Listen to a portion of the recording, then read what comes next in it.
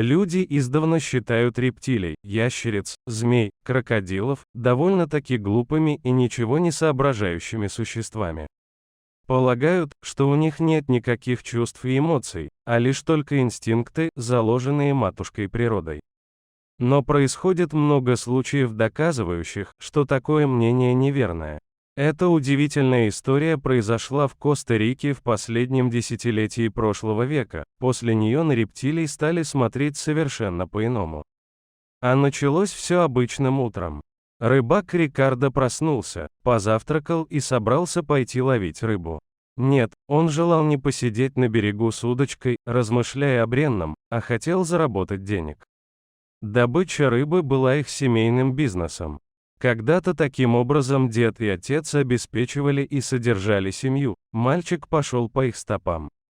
Так как Рикардо от старших узнал все секреты добычи рыбы и знал свое ремесло в совершенстве, то никогда не возвращался пустым. Небольшую часть улова он оставлял себе, чтобы было чем питаться, жена хорошо умела готовить рыбу. А остальное уносил на рынок и продавал.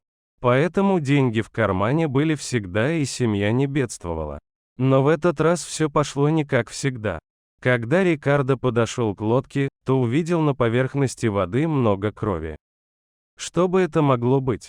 Задался вопросом мужчина. Наверное, крокодилы хозяйничали, их в реке много, попадаются часто. Буду тогда осторожнее, а то сожрут на завтрак, и останутся люди без моей рыбы. Но то, что он увидел дальше, прогнало прочь мысли о грозившей ему опасности, а сердце преисполнилось жалости. В росших у берега камышах лежал небольшой крокодил, его морда была вся в крови, левого глаза не было, а желтым правым рептилия часто моргала. Крокодилы довольно свирепы, и Рикардо об этом было хорошо известно. Люди частенько попадают на зуб этим прожорливым рептилиям, поэтому жалеть хищников особо ни за что. Но Рикардо при виде этого страдающего живого существа понял, что не сможет просто так развернуться и уйти. Вероятно, крокодил пытался напасть на пасущийся неподалеку домашний скот, был выслежен фермером и получил в глаз пулю. Почему человек не прикончил рептилию до конца, непонятно, может, крокодил вовремя скрылся, а возможно, было жалко тратить еще один выстрел. Увидев, что животное смертельно ранено, фермер уверенно решил, что оно скоро умрет само, и не стал добивать его. Рыбак с осторожностью подошел к крокодилу и сказал: «Здравствуй, я Рикардо, насколько вижу, тебе нужна помощь, и я ее окажу. Ты не съешь меня, если осмотрю тебя и притронусь». Со стороны крокодила не было никакой реакции на эти слова. Он лежал неподвижно и, казалось, даже не соображал, что творится вокруг него. Весь его разум был занят только одним, разливающейся внутри него невыносимой болью. Рикардо с осторожностью потрогал его, но животное никак не реагировало и не делало попыток напасть. Тогда рыбак попытался поднять тело и поместить в лодку, чтобы отвезти к себе домой. Но хищник был довольно большим и тяжелым, в одиночку никак не удавалось поднять столь большую тяжесть. Тогда Рикардо сходил к соседу и попросил его о помощи. Тот согласился, они сноровисто положили крокодила в лодку. И у Рикардо в доме стало жить новое домашнее животное. Супруга никак не хотела понять, зачем ее муж так сделал, и начала браниться. «Зачем ты приволок в дом крокодила, кому он нужен? Мы и без него-то не бог весть как богато живем, едва-едва хватает, а его придется кормить. Ему же ведь немало надо, не один кусок мяса, как какой-нибудь кошке. А представь, он захочет отобедать мною и нападет, что будем тогда делать?» В ее словах был резон, и понятно, что она в чем-то права. Но как выкинуть страдающее животное, это же не мусор. Нет, настоящий мужчина не может так сделать. Теперь Рикардо почти все свободное время старался находиться вблизи крокодила, постоянно разговаривал с ним, приучая к своему голосу, и занимался обработкой его раны. Животное никак не реагировало, а в первые дни вообще ничего не ело, отказывалось. Порой Рикардо полагал, что все крокодил отдал концы, потому что тот мог весь день лежать в одном положении практически неподвижно. То, что он еще жив и не собирается в мир иной, можно было понять только по мигающему желтому глазу. Мужчина был безумно счастлив, когда наконец-то его питомец все-таки съел рыбу. Мужчина от восторга прыгал и радовался как ребенок. После того, как рептилия окрепла, он отправил ее обратно, где нашел. Но вскоре крокодил сам вернулся к своему спасителю. Так мужчина понял, что хищник хочет жить с ним. Но жене почему-то это радости не доставило, она наоборот разозлилась и ультимативно заявила супругу: «Либо ты выкидываешь из нашего дома эту одноглазую уродину, либо я соберу вещи и уйду отсюда». Рикардо внимательно посмотрел на женщину, с которой много лет делил постель, она так и не смогла стать его половинкой. Он давно уже хотел расстаться с ней, но теперь благодаря крокодилу появился весомый повод это сделать.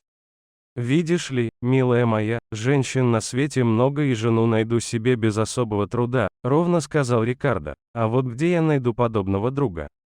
Он взглянул на крокодила. «Нет, не найду». Женщина аж отшатнулась от этих слов, никак не ожидала подобное услышать. Она быстро упаковала свои вещи и ушла из этого дома насовсем. И Рикардо остался один. Точнее, вдвоем с одноглазым крокодилом. Было так же нелегко и хлопотно, но зато спокойней. Но такое одиночество продлилось недолго, всюду стали ходить слухи и рассказы об этой необычной паре. Многим слышавшим об этом хотелось посмотреть на столь необычную дружбу, и в дом Рикардо пошли люди. Им хотелось своими глазами увидеть, что окружающие рассказывали правду, а не очередную выдумку. А хозяина дома такой приток гостей только радовал, потому что многие из них в качестве поддержки оставляли деньги, продукты или вещи. И Рикардо перестал ходить на рыбалку, если и ходил, то довольно редко и только для того, чтобы получить удовольствие. Теперь он получал доход от туристов и богатых граждан, которые хотели как-то его поддержать. А спустя немного времени Рикардо познакомился с доброй женщиной, они симпатизировали друг другу, некоторое время пообщались и стали жить вместе. А потом пошли и зарегистрировали брак.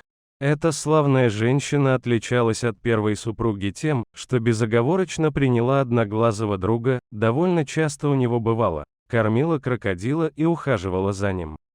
Через какое-то время Рикардо стал отцом, супруга подарила ему дочку. Крокодил жил в семье несколько лет, дочка подросла, но родители запрещали ей одной подходить к крокодилу, только в сопровождении взрослых. И не потому, что боялись нападения рептилии на ребенка, Рикардо достаточно хорошо знал характер своего подопечного. А здесь скорее говорили вколоченная в подсознание информация, что крокодилы злые, жестокие, агрессивные и с этими страхами ничего нельзя было поделать. А потом пришло время, когда крокодил умер. Скорее всего, подошел его срок. Хотя вполне вероятно, что травма тоже забрала много здоровья и сыграла свою роль в приближении конца. Для Рикардо эта потеря была тяжелой, он горько плакал и страдал так, будто потерял очень близкого человека. Хотя в принципе так оно и было, крокодил стал для рыбака настоящим другом и членом семьи. Рикардо не стал переживать свое горе тихо в одиночку, все окружающие видели, как он страдал и убивался, разделяли это горе и сильно сочувствовали. С помощью жены и дочки, которые всегда находились рядом и поддерживали безутешного мужчину, ему удалось пережить эту потерю. А спустя совсем немного времени рыбак принялся воспитывать другого крокодила, совсем детеныша. Привыкание к человеку ему давалось с трудом, первое время в нем говорили лишь звериные инстинкты. Но Рикардо был упорным, окружил молодого крокодильчика любовью и заботой, и это вскоре дало свои плоды. Уже подросший крокодил быстро стал совсем ручным и никого из людей не обижал. Но как бы то ни было, этот новый приятель не смог стать заменой умершему одноглазому другу. Для Рикардо и самого было загадкой, почему это так получилось. Тем не менее, когда рыбак вечерами сидел на лавке возле своего дома, то частенько вспоминал своего старого зеленоглазого друга, который навсегда изменил и самого Рикардо, и его жизнь.